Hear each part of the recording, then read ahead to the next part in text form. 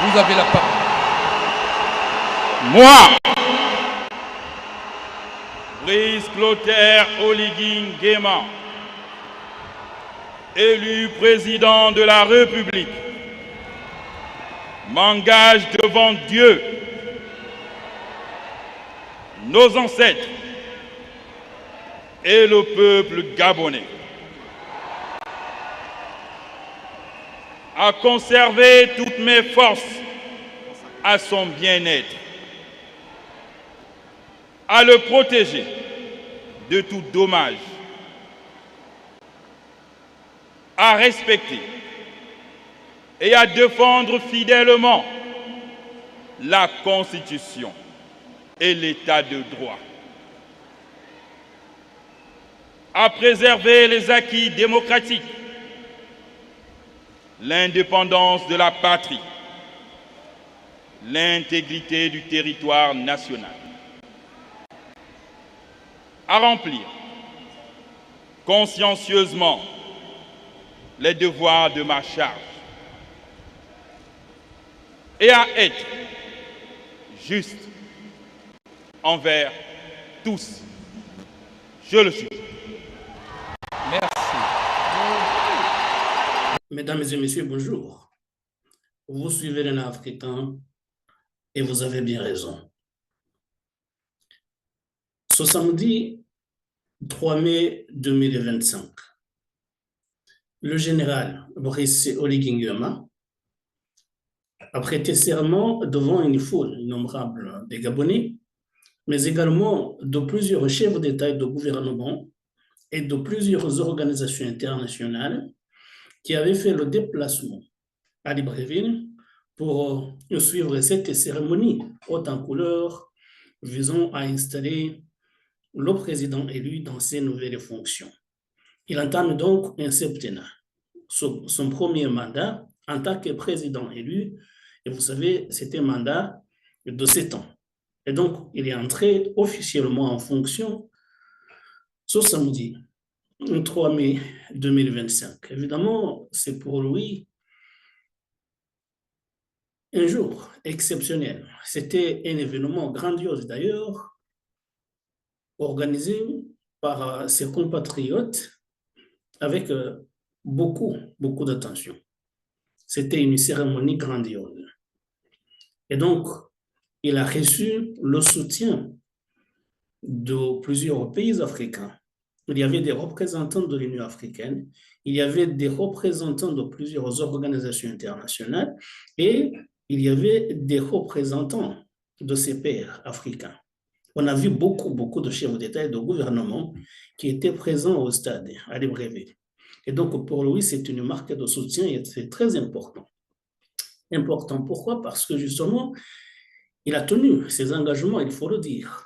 Lui qui a mené son coup d'État contre Ali Bongo le 30 août 2023, il avait indiqué qu'il rendrait le pouvoir au civil et il a tenu ses engagements puisque justement, il vient d'organiser ces élections dont il sort vainqueur avec plus de 94% des voix. Donc, il ne s'est pas éternisé dans cette période de transition comme le font beaucoup d'autres putschistes en Afrique. Et donc, ça c'est un premier point, même si on peut en discuter. Il avait promis de rendre le pouvoir au civil et c'est lui-même qui s'est fait élire alors qu'il n'est pas civil. Mais là, c'est un autre débat. On peut en discuter, mais pour lui, tout simplement, il a tenu des engagements et il faut l'en féliciter. Il faut l'en féliciter. Bien évidemment, les opposants ne sont pas contents. Il y en a qui dénoncent une sorte de hold-up sur le pouvoir pour qu'il reste au pouvoir, puisque justement, le mandat qu'il vient d'entamer est un mandat de 7 ans renouvelable. Ça veut dire qu'il est là au moins jusqu'en 2039. Mais là, justement, on en a discuté ici, je ne vais pas y revenir. Je voudrais tout simplement dire que le fait même que plusieurs chefs d'État africains, plusieurs organisations internationales se déplacent jusqu'à Libreville à l'occasion de cette prestation de serment, c'était pour montrer à Brice Oligui Nguema qu'il compte parmi cette communauté internationale. Et d'ailleurs, dans son discours, il est revenu sur la place que son pays va désormais occuper sur la scène internationale. Il a tenu à dire qu'il compte bien revenir. D'ailleurs, le 30 avril 2025, le Conseil de sécurité de l'Union africaine a validé la proposition d'accueillir de nouveau le Gabon au sein de l'organisation panafricaine. Et donc, ça marche, c'était 2 jours avant son entrée en fonction. Et donc, ça veut dire tout simplement qu'il a montré à la communauté internationale qu'il tenait ses engagements, qu'il trace une voie à suivre pour engager le Gabon sur la voie de la démocratie et du développement. Et donc, la communauté internationale lui a apporté son soutien et je pense que c'est très important pour le Gabon et pour son chef. Et donc, il a déclaré qu'il comptait bien revenir remettre le Gabon sur la scène internationale en annonçant par exemple que le Gabon va organiser d'ici 2 ans la coordination de l'Union africaine. Il voudrait bien qu'en 2030, il puisse organiser la conférence internationale de la francophonie. Donc, ça veut dire qu'il comptait bien remettre le Gabon sur la scène internationale. Vous savez que après le coup d'État, le pays avait été suspendu des organisations internationales comme la CIAC, comme l'OIA, et d'ailleurs, il avait également été menacé d'être suspendu parmi les instances, des instances de l'Organisation des Nations Unies, mais ça ne s'est pas fait. Il faut dire que Brice Oligui Nguema, pendant ces 19 mois de transition, a tenu à se montrer conciliant. Il n'a pas, à l'instar de beaucoup d'autres chefs d'État africains qui se disaient panafricains, il n'a pas montré des muscles à l'égard des puissances internationales. Évidemment, tous ces pays-là, toutes ces organisations internationales le lui rendaient bien. Pour revenir justement à son discours d'investiture, on a suivi, il a axé son allocution sur le développement de son pays. D'abord, il veut diversifier l'économie en transformant sur place les matières premières, l'objectif étant justement que le Gabon, qui regorge de richesses immenses, que ces richesses puissent profiter aux Gabonais. Parce qu'il le dit lui-même, et on le sait déjà, le Gabon est un pays immensément riche, mais la plupart des Gabonais vivent dans une pauvreté extrême, ce qui est déplorable, bien évidemment. Le Gabon restera une terre d'opportunités, susceptible d'accueillir tous les investisseurs. Nous allons diversifier notre économie à travers la transformation de nos matières premières. L'État mettra en place des mesures incitatives en faveur de l'employabilité des jeunes. Dans le domaine des infrastructures, nous devons reconstruire notre tissu industriel, développer les services et créer les emplois. Bâtir des infrastructures de qualité, routières, portuaires, ferroviaires et énergétiques sont autant d'actions qu'il faut à l'évidence mener. Et donc, il s'est engagé à faire des transformations nécessaires pour que les Gabonais puissent améliorer leurs conditions de vie et que, par exemple, les jeunes puissent trouver du travail, ce qui est évidemment bien important. On verra s'il va y arriver, mais au moins à cet engagement, à cette volonté même manifeste est quelque chose à saluer. Et je pense que les Gabonais en sont conscients. Justement, le chômage est un phénomène qui frappe pas seulement le Gabon, mais beaucoup d'autres pays africains. Mais justement, le Gabon, on en parle justement parce que c'est comme le Congo, c'est comme la Guinée.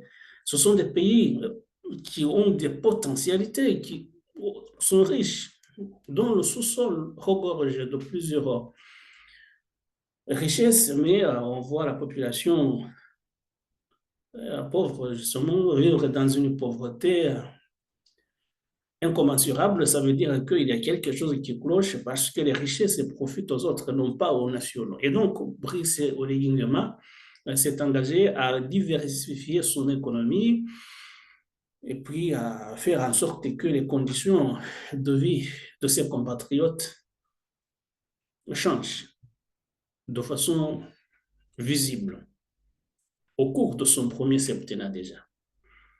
Pour utiliser ses propres termes, il a dit qu'il compte bien déplacer des montagnes pour arriver à cet objectif. Et donc, c'est quelque chose à saluer, puisqu'il veut que les conditions de vie des Gabonais changent de façon positive. Et donc là, c'est sur le plan économique. Il a insisté également sur le calendrier électoral. Et si évidemment, la communauté internationale s'est montrée très... si la communauté internationale a montré qu'il le soutient, c'est qu'il a montré effectivement qu'il veut remettre le pays sur la voie de la démocratie. Et d'ailleurs, il dit lui-même qu'avec cette prestation de serment de ce samedi, le pays renoue avec l'ordre constitutionnel, ce qui est vrai. Et donc, il a annoncé d'autres échéances électorales, notamment les élections locales, les élections législatives, les élections des sénateurs. Et donc, tout ça, il l'a annoncé dans son discours devant les Gabonais et devant les membres de la communauté internationale qui étaient présents à Libreville. Donc, ça veut dire que Brice Oligui Nguema veut que le Gabon revienne sur la voie de la Constitution. L'élection du président de la République met fin au processus de transition et marque en conséquence le retour à l'ordre constitutionnel.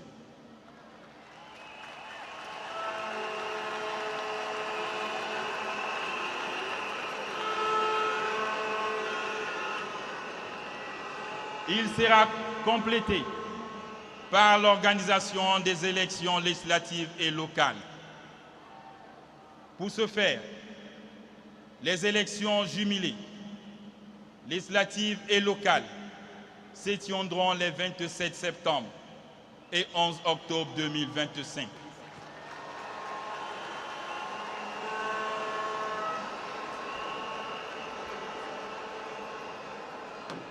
En ce qui concerne l'élection des sénateurs, celle-ci aura lieu les 8 et 29 novembre 2025. Toute chose qui permettra à notre pays de disposer d'un Parlement élu dès le 4 novembre 2025 pour l'Assemblée nationale et le 15 décembre 2025 pour le Sénat. S'agissant du Conseil économique, social, environnemental et culturel, sa mise en place se fera le 1er décembre 2025.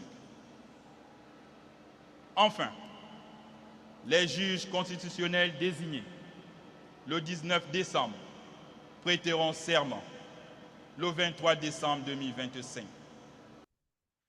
Mais il faut dire que ces critiques, justement, lui reprochent d'avoir établi un calendrier inversé. Puisque normalement, dans le cours normal des choses, le Gabon aurait dû d'abord organiser les élections locales, les élections législatives et pour finir avec les élections présidentielles. Vous le voyez, maintenant, il est élu avec un score stalinien. 94% des voix, c'est énorme. Et donc, s'il a été élu, et c'est que les élections, d'autres échéances électorales sont presque jouées d'avance. Lui, avec sa plateforme des bâtisseurs, vont rafler la mise, à ne pas en douter, lors des élections locales et lors des élections législatives. Autrement dit, Brice Oligui Nguema va avoir un pouvoir sans partage, on peut le dire. Mais s'il gouverne bien, pourquoi pas? Et tout simplement, ça veut dire que l'opposition au Gabon, pour l'instant, est quasi inexistante, puisque le pouvoir va être concentré aux mains du seul Brice Oligui Nguema. Et donc, il a annoncé ces échéances électorales, le calendrier d'autres élections qui vont venir en septembre notamment. Voilà. Et donc, nous disions que d'abord, il a promis d'engager son pays sur le plan du développement en diversifiant l'économie, en construisant des infrastructures nécessaires et qui ne sont pas en bon état actuellement, notamment en facilitant l'accès à l'énergie, qui est un problème majeur au Gabon.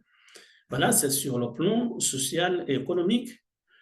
Et puis, il a annoncé le calendrier électoral. Je pense que ce sont deux mesures essentielles qu'il a annoncées dans son allocution de circonstances. Donc, voilà, il entre en fonction avec ces deux engagements majeurs. Sur le plan international, on en a déjà parlé. Mais dans son discours, je pense qu'il a manqué quelque chose d'important. Je pense qu'il l'a fait sciemment. Il n'a pas voulu commenter la situation internationale, et surtout sur le continent africain. Je parle surtout des conflits. Il y avait en présence de lui, il y avait des présidents, par exemple, dans la région des Grands Lacs. Il y avait le président congolais Félix Tshisekedi Tshilombo, de la République démocratique du Congo. Il y avait le président rwandais Paul Kagame.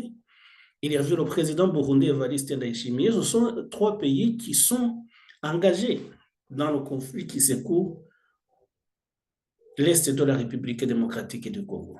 Et vous savez, il y a des efforts de médiation en cours. Il y a des discussions sur le plan international. Il y a des processus de Luanda, des processus de Nairobi, maintenant des processus de droit. Il y a des pourparlers qui sont menés à Washington pour que ce conflit de l'Est de la République démocratique du Congo puisse avoir une issue négociée. Mais Brice Oligui Nguema n'a pas voulu en parler. Pas plus que d'autres crises internationalement reconnues, comme par exemple la guerre au Soudan. Il n'a parlé que son pays, mais je pense qu'il est là volontairement fait pour ne pas blesser l'un ou l'autre de ses soutiens. Puisque justement, quand quelqu'un fait son déplacement pour venir vous soutenir dans cette cérémonie de prestation de serment, normalement, c'est qu'il manifeste sa volonté de vous soutenir. Et donc, peut-être en commentant la crise, disons, à l'Est de la République démocratique du Congo, il aurait peut-être, sans le vouloir, blessé l'un ou l'autre des protagonistes à ce conflit-là, surtout le Rwanda ou la RDC. Donc, il s'est gardé de commenter les crises à qui secoue le monde, et notamment le continent africain. Et je pense que c'est une lacune dans son discours, mais une lacune, je pense, qui a été bien voulue. Dans tous les cas, nous voulions faire cette émission tout simplement pour revenir sur cette cérémonie grandiose qui s'est déroulée à Libreville ce samedi, mais surtout pour féliciter le président gabonais qui vient d'être élu de façon indéniable. Il a gagné des élections brillamment et donc il a tenu ses engagements en sortant le pays de la transition. Maintenant, une autre page s'ouvre devant Brice Oligui Nguema avec ses échéances électorales qui arrivent, mais on voulait tout simplement saluer les Gabonais qui maintenant entament une autre ère et sortent de la transition. Vous savez, c'est très important parce que nous disons souvent ici, il y a des gens qui arrivent au pouvoir par des coups d'État et qui prolongent les transitions à n'en pas finir. Et donc, pour lui, il a tenu ses engagements. C'était pour simplement pour le féliciter et lui souhaiter plein succès dans ses fonctions qui commencent, même s'il était chef de l'État, évidemment, il était chef de la transition, mais maintenant, on lui souhaite plein succès dans ce septennat qu'il commence. Mesdames et messieurs, merci de nous avoir prêté attention. À très bientôt pour d'autres sujets. Bon dimanche à tous.